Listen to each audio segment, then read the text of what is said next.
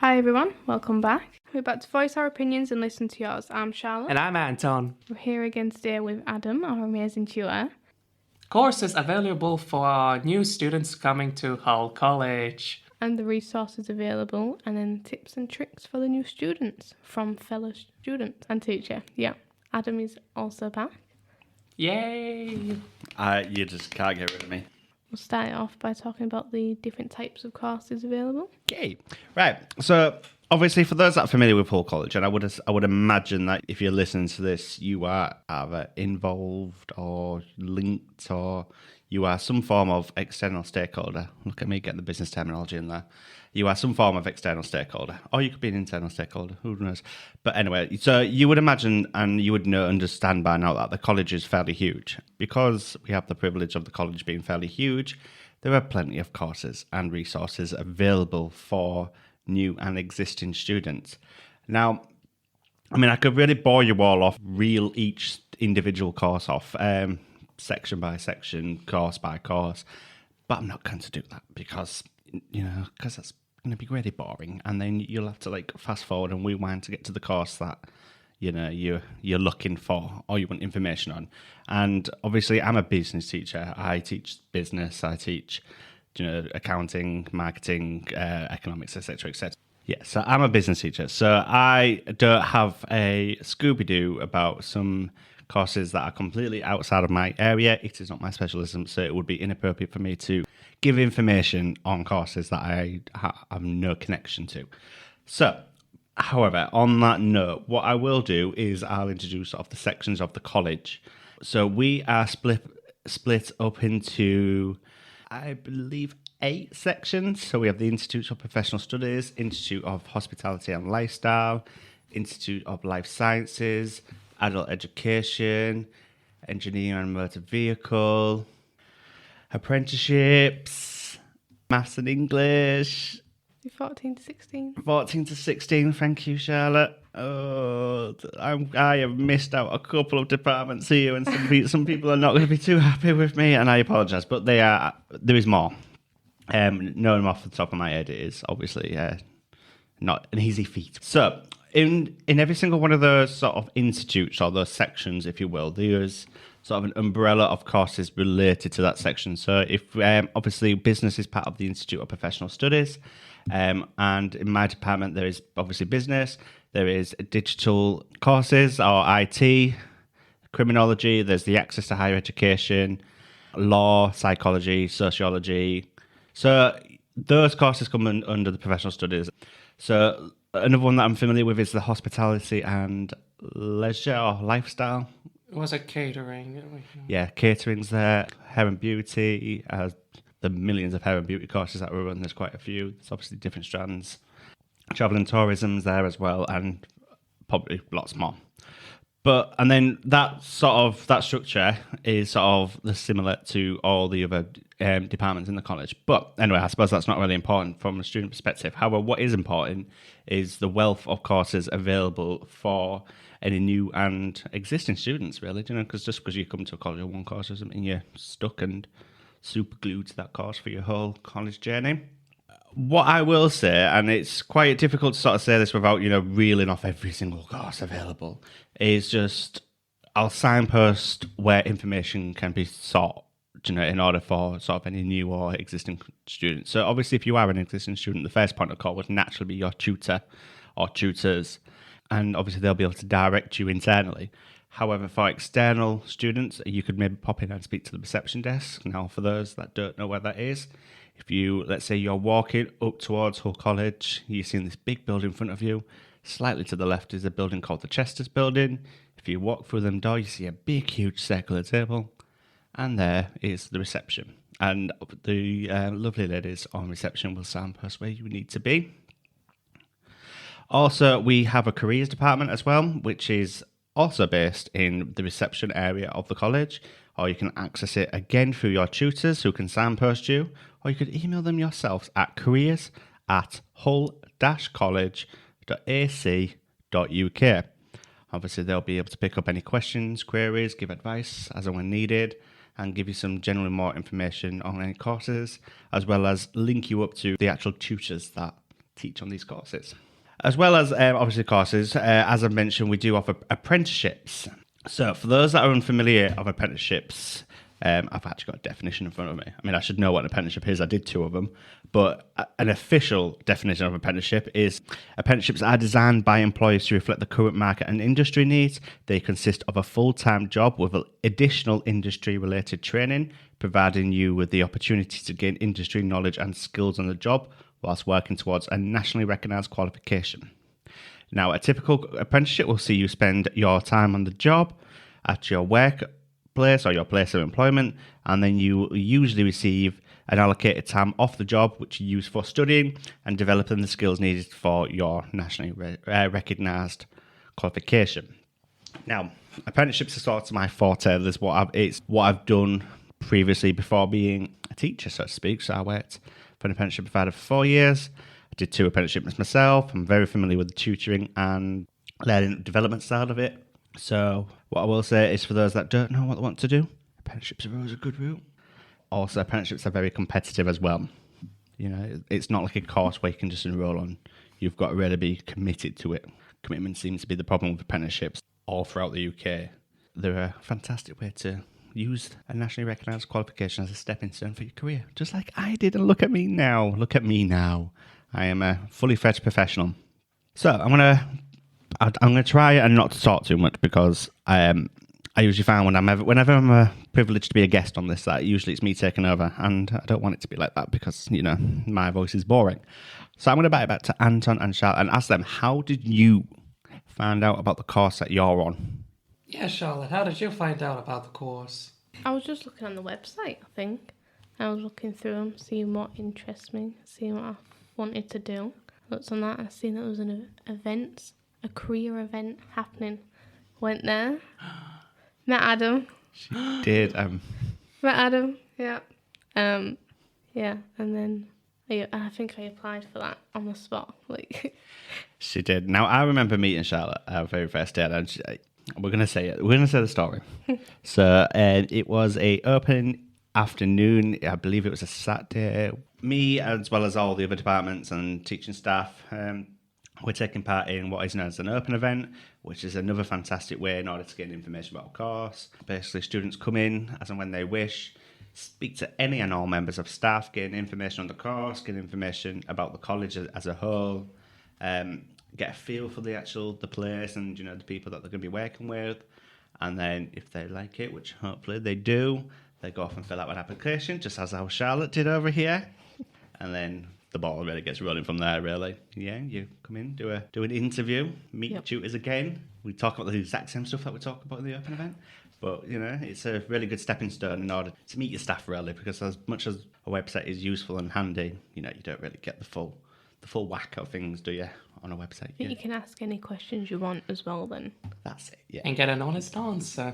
Yeah, you do. You do get the honest answer, you know, and you get the proper perception of things as well, which I think is absolutely fantastic. And obviously that's available for any internal or external staff. We do run them throughout the year, and we will be having another one shortly. Don't ask me when, but we will be having another one shortly, especially this time of year. And then, but we have them usually about every couple of weeks.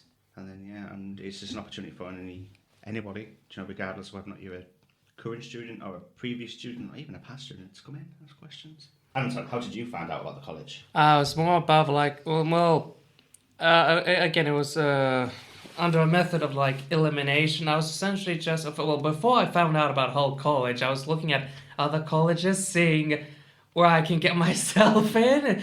Basically, I then found Hull College which I'm still to this day privileged to be accepted in. But yeah, no, I remember meeting Anton as well. So Anton came to one of our interview nights. He came in with a folder of certificates and... Well, you did email that everyone should bring. I did, and you came prepared. The only one? He was the only one, and yeah, I always remember the ones that actually bring in the stuff because it's such a rarity. But anyway, yeah, let's not go down that path. So yeah, I remember meeting Anton for the first time. He came in with his folder and his what felt like 16,000 pieces of paper that he wanted me to look at. I was only 10. Only 10,000. We had a lifelong chat. Turns out we went to the same secondary school, Matt Lambert. Yeah, and Our families are from the same country as well. So again, so there's lots in common. Yeah. so much to bond over. So much to bond over. Privyet. That's Russian for hello, by the way. Just I'm not saying anything that I shouldn't be. But yes, yeah. So it's I remember meeting most of my students because they always come in real nervous and then all shy, can't be bothered to say anything. Hello. It's not that they can't be bothered. It's like nobody wants to be that first person to speak up. Now, you have to get. Right, I'm going way off topic here, and I do apologise. But hey, it's a podcast. So students it's a bit of a 50-50 thing. They have a ridiculously quiet, scared to talk, really, really introverted, or they're extremely extroverted to the point of like, oh wow, you are something. Me. Like you. But yeah, I love it either way, because in all fairness, because obviously I understand that some people don't like uncomfortable silences. I'm one of those people, I don't like uncomfortable silences. But also I don't really want to be the person that talks first. So, people just don't like to talk first. But anyway, it's their choice. I'm a teacher. I'm used to it. Prepared. So, anyway, back to the courses available. So, there's a wealth of courses available at the college, and everything from business to criminology to catering, hair and beauty, engineering, childcare, ESOL, which is English speakers of other language, art, computing, etc., etc., etc. There is so many. It would be impractical of me to reel every single course off. So all I'm going to say is that if you would like information on any of the courses, you can access either the website, which is www.hull-college.ac.uk. From there, you can filter through all the courses available, as well as looking at entry requirements, teaching staff, and any information that you may require or need. Or you can come in and speak to the lovely reception staff in the Chester's building, where they can signpost you and direct you to the actual teaching staff of the courses that you're interested in. Or you can have a word with our careers service. So again, that's careers@hull-college.ac.uk. Or of course, you can come in and speak to them face to face. Now, if you are a current student, you can speak to your tutor or any other member of staff that may have any contact time with you. Or you can simply just use the career service or the reception as previously mentioned. Yeah, and there's a Facebook and LinkedIn page as well. Yes, there is a Facebook and LinkedIn page as well. And a Twitter. I found out they had a Twitter. Twitter? Yeah, like I said, I only found out they had a Twitter because one of my friends screenshotted me a picture of it, because Hull College likes to use my graduation photo as a poster boy for some of its courses. And I'm not salty about that whatsoever. I wish they just photoshopped me to make me look a bit skinnier. But anyway, regardless. Yeah, and then my face was plastered all over Twitter, which, it's not the worst face in the world, but, it's not the best. Take the little wins, can you? I can officially say that I'm maybe going viral soon, but not quite yet, but maybe one day, maybe. But yeah, so you can absolutely access LinkedIn if you use it, or Facebook or Twitter. They are manned social media pages, so if you do sort of message Facebook and you do have any questions, there is actually a human being responding to you, not just some robot. So wow, I know, an actual human being. The bar is set so high. So there are multiple different ways, and of course you can ring us as well. Nobody ever mentions about calling us. Nobody ever mentions about calling. Of course, you can always call or text, which the number is 01482 329 943, and you can just ask to speak to admissions or any of the teaching staff, or just pose your question to the reception staff, and they'll give you any information required. Or, of course, you can email just the generic Hull College email address, which is info@hull-college.ac.uk. Or you can write to us if you'd really like. Wilberforce Drive, Hull, HU1 3DG. UK, England. UK, England, the world, the universe. Yes, absolutely. So the point is that I'm saying is there's so many different contact methods in order to get any questions asked or any information that you require. And if you do have any questions, ask them. That's what we're here for. A friendly face. Yeah, and when you do decide which course you want to be on, then we've also got a lot of resources available at the college for the students as well. Yes, absolutely. So depending on sort of some circumstances, i.e. your age, income, etc., we do offer a bursary for all students. Now, please forgive me if I give any information out on this that it might change or due to change. Now, I am not proficient with the bursary, so I have, as a teaching member of staff, I have nothing to do with it. all I do is signpost to the Student Services Hub. So if any of this information is perhaps incorrect or out of date, please do not chastise me for that. I'm reading off the website. So for students aged 16 to 19, so we're looking at your school leavers, those that are maybe on year 1, year 2 of the course, there is a bursary fund. So depending on your personal circumstances, you may be eligible for financial support when you study with us.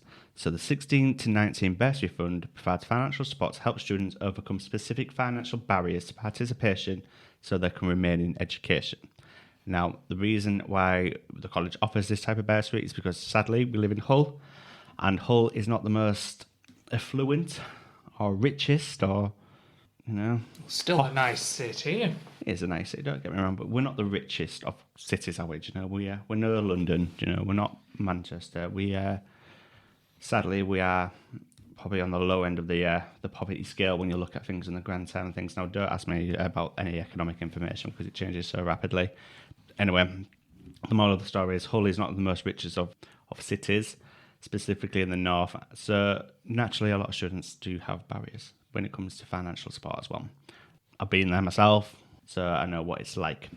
But anyway, more relevant is that there's a bursary fund to ensure that students have what they need to get into college and being ready to participate, if you will.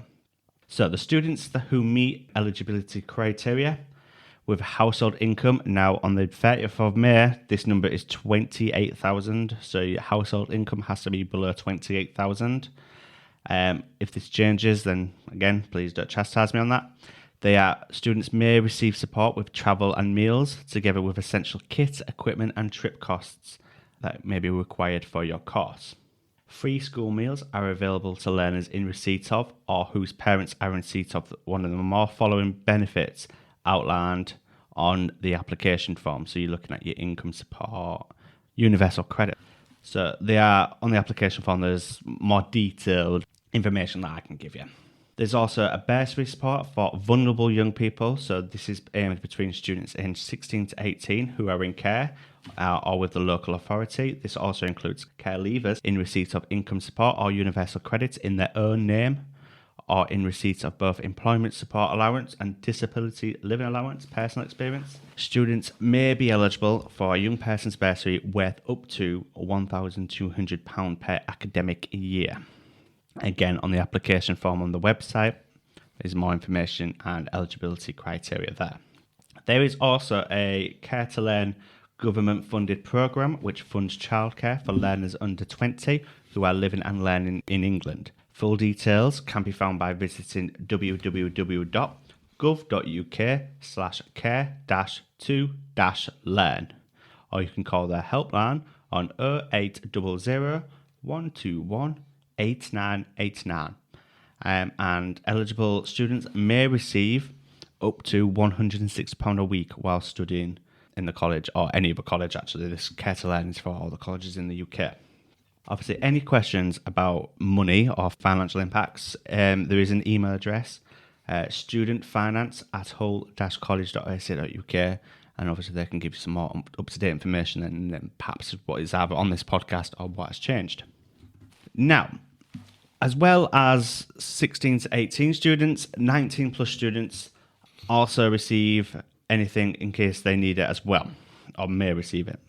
So for the 19 plus learners, there's something called a learner support fund and 20 plus childcare, which includes the advanced learning learners. So dependent on personal circumstances, students may be eligible for financial support if their household income is below 28,000. So again, this is all subject to eligibility requirements. That is a difficult word to say, which is found on the application form. But some associated costs which this college would assist with is childcare cost. Now, Hull College does have its own childcare department with really skin-tight security. I took my nephew there once. I was like, is this a childcare or is this? Yeah. But anyway, so we do offer childcare. We do concessionary travel. Or 50% rail reimbursement. So for those that do have to get a train or a bus, there may be support there. And for students aged 20 or above who are entitled to the 19 plus LSF, Learner Support Fund, can also apply for support toward childcare costs whilst they attend college. which is capped at £38 per day and £24 per half day during term time, and 50% cost during half terms. And obviously, essential kit, equipment, and trip costs will be considered dependent on circumstances as well. Now, I've just shoved loads of information at you. I do apologise.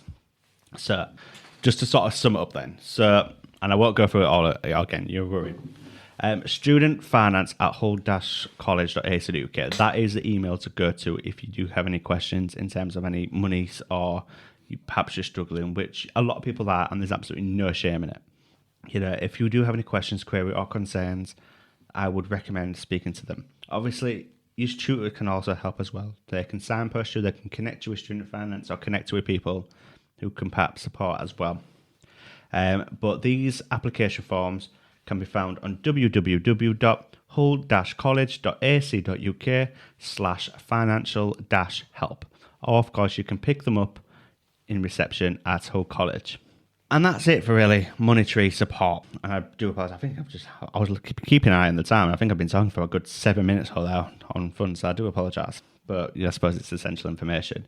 But there is also other support that the college offers as well. As we discussed in the last podcast, we do offer counselling, mental health support, one-to-one tuition support,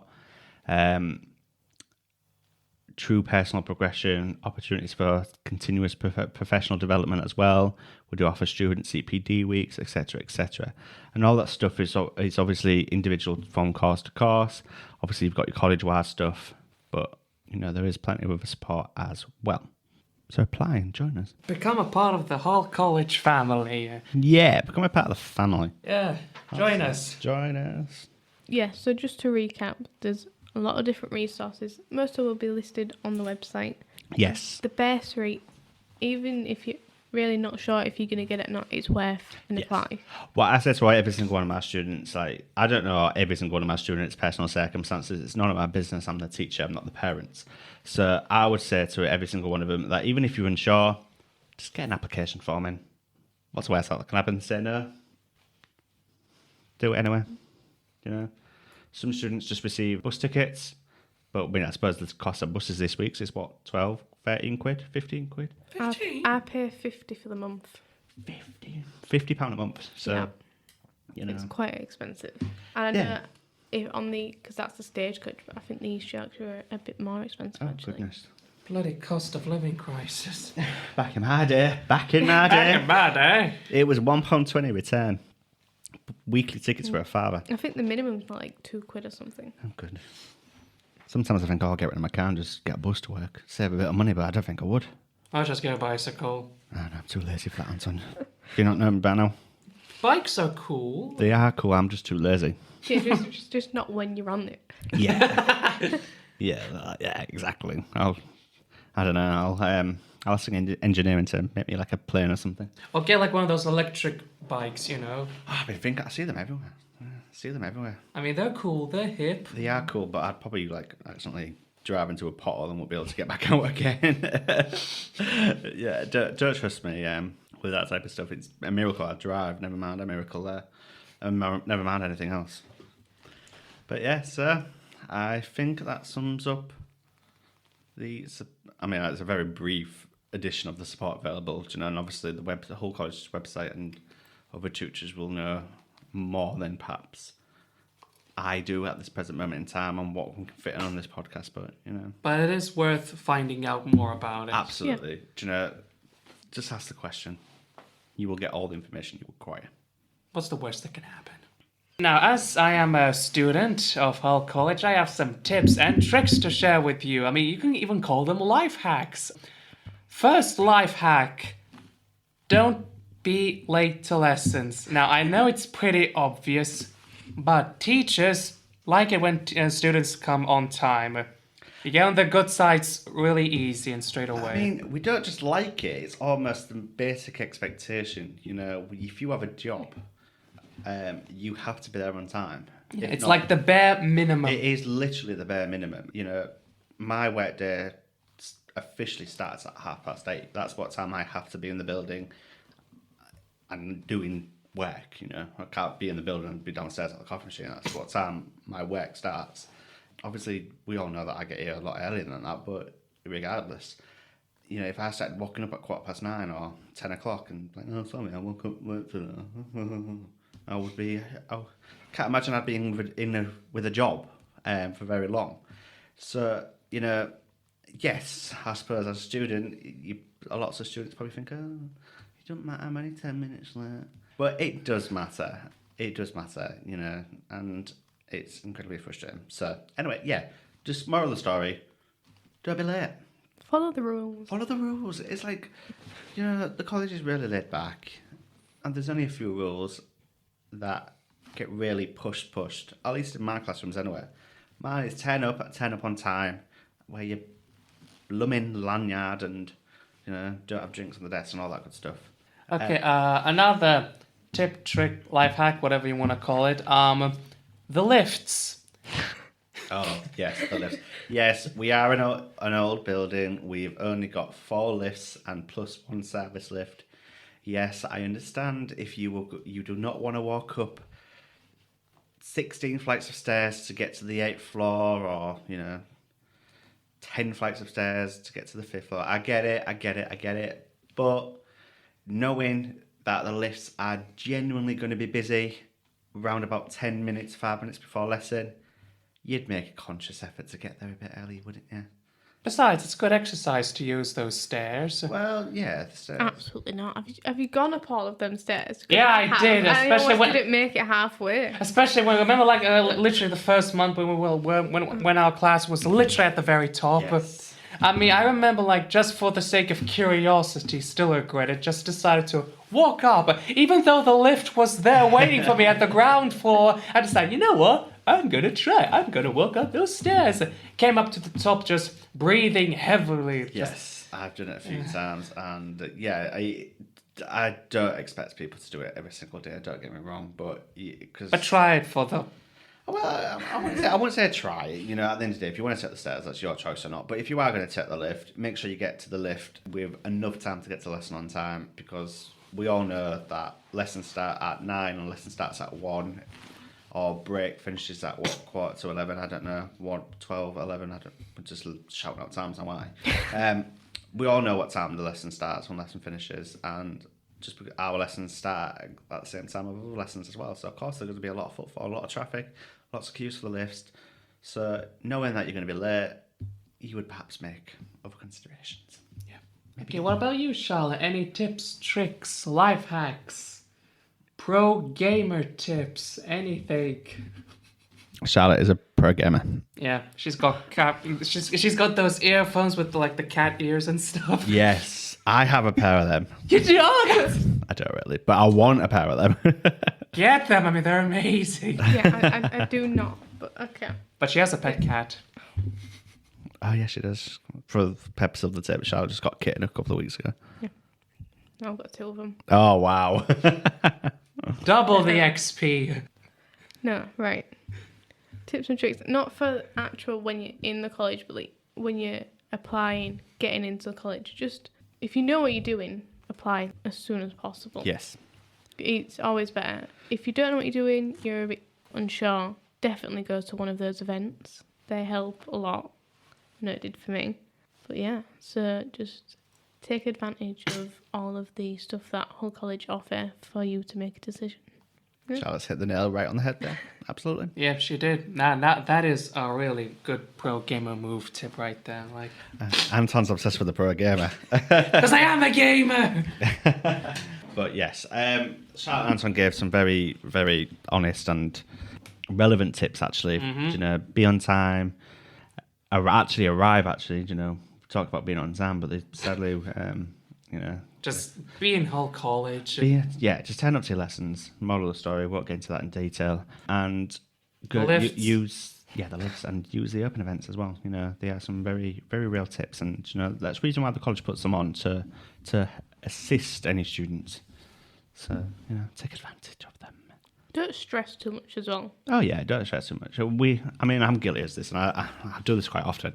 So just a little bit of context. Charlotte and Anton can sort of attest to this. I have a habit of mass emailing my students through Canvas announcements at like 8, 9 o'clock on a Friday night, or Saturday night, or Saturday morning, or whenever I turn my laptop on, which is probably, it never really gets turned off these days. Because I'm always like, oh gosh, I've probably put the world on their shoulders. Probably giving them too much work to do. Okay. They'll be fine. Okay, let's just send an email just to make sure that everyone's all right. But yeah, do you know, I'm guilty as charged. But you know, what I always say to my students is like, it's yes, nobody says it's going to be easy. Yes, you know the courses are difficult, but this is where your time management skills come in. Do you know, allocate time to do the work, allocate time to rest and do whatever it is that you enjoy doing.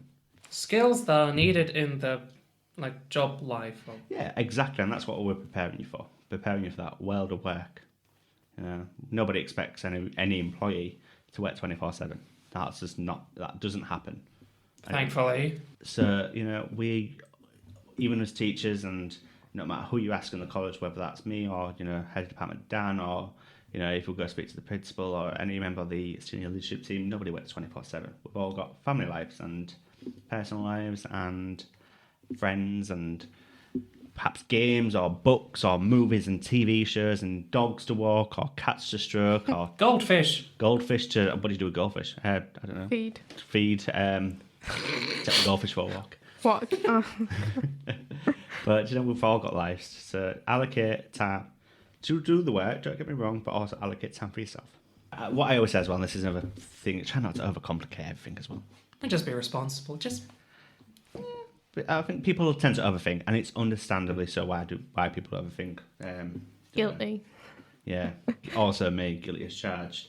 I'm innocent. Okay, if you say so. But yes, you know, we all overthink and we all overcomplicate things. And yes, I'm listening to myself talking and I'm thinking to myself, oh, that sounds real nice to say, don't do it. But you know, if you are worried, speak to your tutors, because I guarantee nothing's ever as bad as you think it is. Yeah. Or speak to the career service. Nothing's ever as bad as you think it is. Thank you for listening to another episode of The Student Voice at Hull College. Don't forget to like and subscribe, and we will see you all later. Good.